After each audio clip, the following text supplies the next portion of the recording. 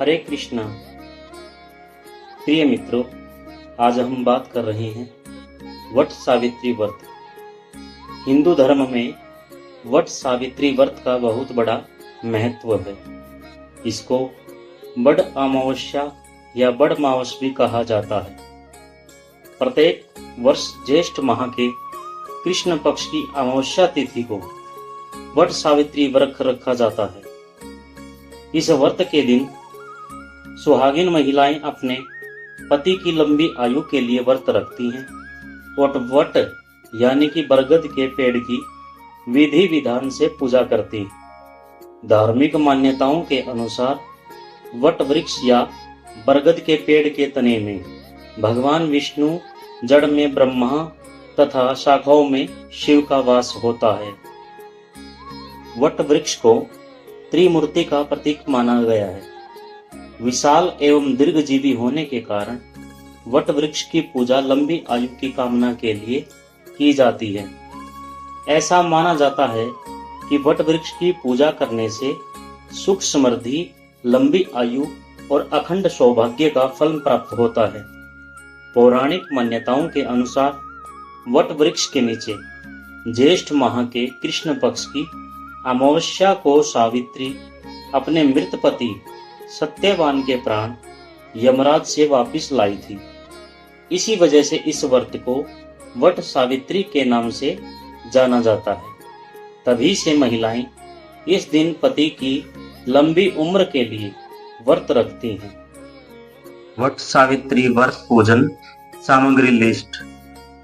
सावित्री और सत्यवान की एवं यमराज की मूर्ति, बांस का पंखा, कच्चा सूत, लाल कलावा, धूप, मिट्टी का दिया, 5 प्रकार के फल, फूल, रोली, 1.25 मीटर कपड़ा, श्रृंगार की चीजें, पान, सुपारी, नारियल, अक्षत, भीगे हुए चने, जल से भरा कलश और घर के बने हुए व्यंजन जैसे कि पूड़े आदि। वट सावित्री व्रत के दिन चने का बहुत महत्व होता है। माना जाता है कि यमराज ने सत्यवान के प्राण चने के रूप में सावित्री को वापस लौटाए थे, जिसके बाद सावित्री ने इस चने को अपने पति के मुंह में रख दिया था, जिससे सत्यवान के प्राण वापस आ गए थे। यही वजह है कि इस दिन चने का विशेष महत्व माना गया है। वट सावित्री व्रत की पूजा विधि क्या होती है? इस दिन सुबह जल्दी उठकर स्नान कर लें। इसके बाद साफ कपड़े पहनकर पूरा श्रृंगार करें। पूजा की पूरी सामग्री लेकर वट वृक्ष के नीचे जाएं। आप चाहे तो घर में छोटा सा वट वृक्ष लाकर भी पूजा कर सकते हैं। पूजा करने से पहले उस जगह की अच्छे से सफाई कर लें और सारी सामग्री रख लें। वृक्ष के नीचे लाल कपड़ा बिछाएं और उस पर सावित्री, सत्यवान और यमराज की फोटो स्थापित करें। धूप और दीप प्रज्वलित करें। फल, फूल, रोली मोली, सिंदूर, चना आदि चीजें अर्पित करें। पूजा करने के बाद बांस के पंखे से उनकी हवा करें। इसके बाद बरगद के पेड़ पर लाल कलावा बांधते हुए 5, 7, 11 या 21 बार परिक्रमा करें। परिक्रमा लगाने के बाद कथा पढ़ें और वृक्ष की जड़ पर जल अर्पित करें। इसके बाद बांस के पंखे से पति को हवा करें। फिर पति के हाथ से पानी पीकर व्रत खोलें। पूजा के बचे चने प्रसाद के तौर पर सभी को बांट दें।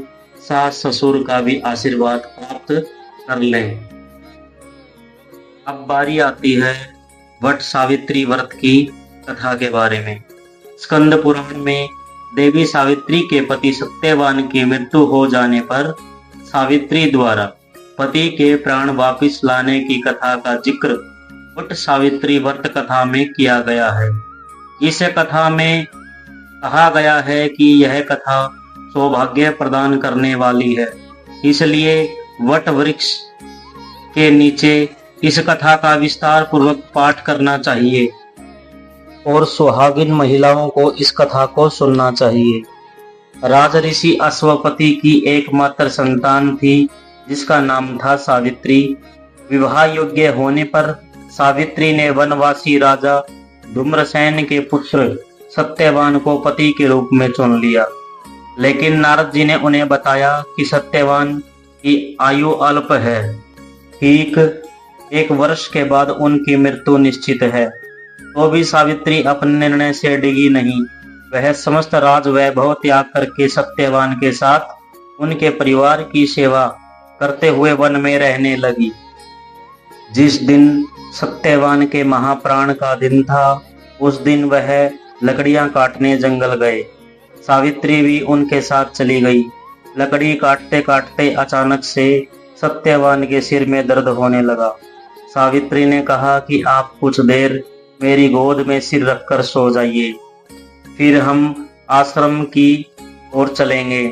सावित्री वट वृक्ष के नीचे बैठ गई और सत्यवान उनकी गोद में सिर रखकर लेट गए। तभी सावित्री ने देखा कि सांवले पिंगल वर्ण वाले की किरीटधारी पीत वस्त्र पहने हुए साक्षात सूर्य के समान उदित हुए पुरुष उनके सामने खड़े हैं। सावित्री ने उन्हें प्रणाम किया और उनसे पूछा कि आप कौन हैं। इस पर यमराज ने कहा कि मैं सब प्राणियों के लिए भयंकर और कर्मानुसार उनका उचित दंड देने वाला यम हूँ। सो हे पतिव्रता सावित्री, समीप में पड़े हुए तुम्हारे पति की आयु समाप्त हो गई है, इसलिए मैं इन्हें लेने आया हूँ। ऐसा कहकर यमराज ने सत्यवान के शरीर से अंगुष्ठ मात्र शरीर वाले जीव आत्मा को बलपूर्वक निकाल लिया और यमपुरी की ओर चलना शुरू कर दिया। सावित्री भी यम के पीछे पीछे चलने लगी। यमराज ने कहा कि कोई भी जीव बिना आयु समाप्त हुए यम मार्ग में नहीं जा सकता, इसलिए तुम लौट जाओ। सावित्री ने यमराज से कहा कि आप जैसे सज्जन पुरुष के साथ मैं चल रही हूँ, मेरे पति आपके साथ हैं, तो मुझे आपके साथ चलने में कोई शर्म और गलानी नहीं हो रही है।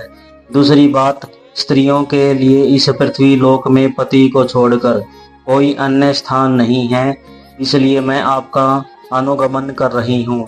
सावित्री की मधुर बातें सुनकर यम ने कहा कि मैं तुम्हारी बातों से प्रसन्न हूँ, इसलिए तुम्हें 3 वरदान देता हूँ। तुम्हारी जो इच्छा है वो वर मांग लो। सावित्री ने तब यमराज से अपना खोया हुआ राज्य, सास ससुर की आंखें की रोशनी और सत्यवान से अपने 100 पुत्रों के होने का वरदान मांग लिया। तत्काल यमराज ने तथास्तु कह दिया।